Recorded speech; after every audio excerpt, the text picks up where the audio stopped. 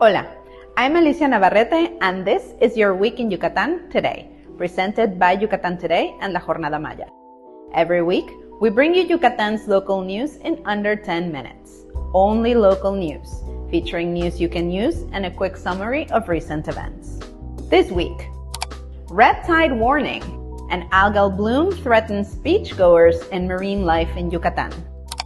The traffic on Periférico is about to get a lot better, but not before it gets a little worse. Stay tuned for more details. A wave of unusual traffic incidents hits Mérida. Yucatán is a land of artisans, and today we're telling you about one who's making it big. Let's get started.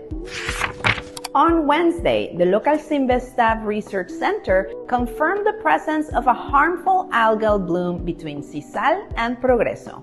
Algal blooms, or red tides, are locally known as Marea Roja.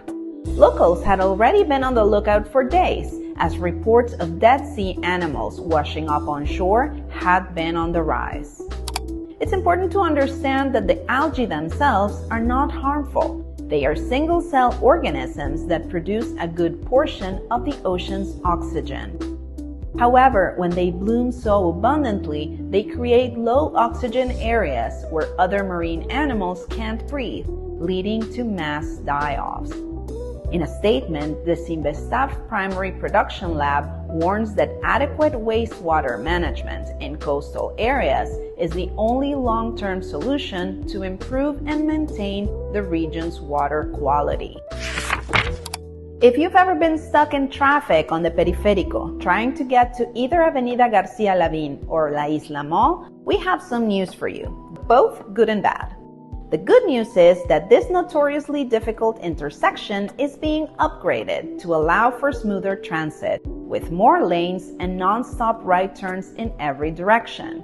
The not-so-great news is that while construction is underway, there will be road closures, alternate routes, and detours in place.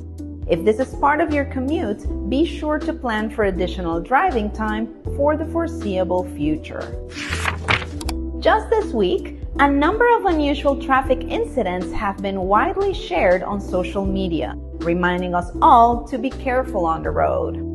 Early Thursday morning, video circulated of a city bus hitting a parked pickup truck on Calle 60, sending it flying several meters. The truck's 3 passengers had just been getting in, and 2 of them narrowly escaped being crushed between the 2 vehicles. Be careful out there. World Embroidery Day was on July 30th. And while we're a little late to the party, we'd like to tell you about a local embroiderer who's making it big. Her name is Fidelia Ek, and she's originally from Tipical, a village near Mani in southern Yucatan. Her passion for embroidery began with a promise she made to her grandmother to keep her legacy alive by continuing to work with the 10 different stitches she taught her. Today, Fidelia is one of the heads of a Yucatan Chiapas artisan collective, and they are preparing a collection to be featured at New York Fashion Week. Look for NUDO 66. A link to their Facebook page is in this episode's description. For those of you looking to support local artisans, just last month, Yucatán Today published a feature with tips on how to shop sustainably and pay a fair price. We'll include a link to the article in our show notes. Now, let's take a look at some fun stuff happening in the following days. This Saturday, August 9th, and Sunday, the 10th, don't miss the Tacan Festival in Halachó. Traditional cooks, chefs, artists, and artisans are coming together southwest of Mérida for a celebration of local culture. Enjoy cooking workshops, delicious traditional dishes from all over Southeast Mexico, plus live music, dancing, and traditional games. Admission is free, and your food purchases will go directly to supporting those who made it. Yucatan's Office for Culture is inviting people of all ages to take part in their cultural and artistic workshops beginning in September. There are more than 40 courses for you to choose from, including Mayan language, Jarana dancing, arts and crafts, literature, chess, musical instruments, theater, and physical activities. Keep listening and check them out by location.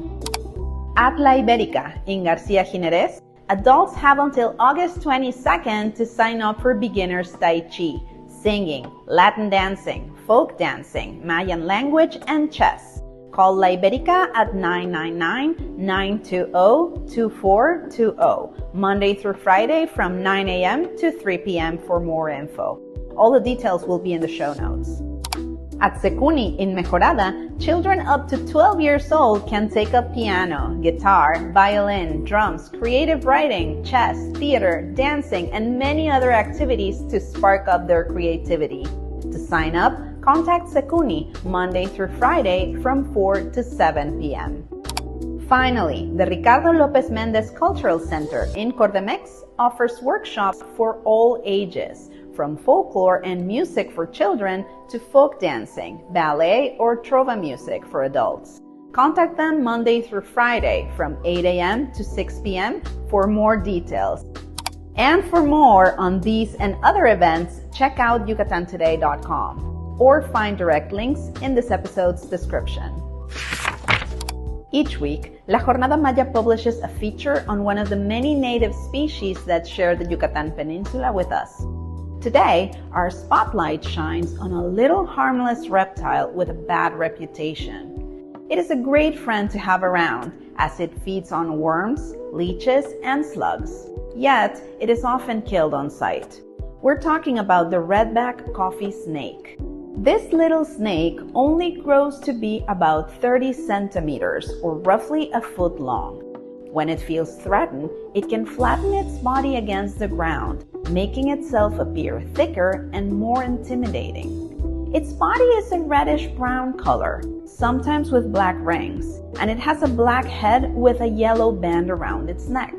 Unfortunately, this color combination causes people to mistake it for the venomous coral snake, and because of this fatal confusion, the redback coffee snake's population is locally threatened by human persecution.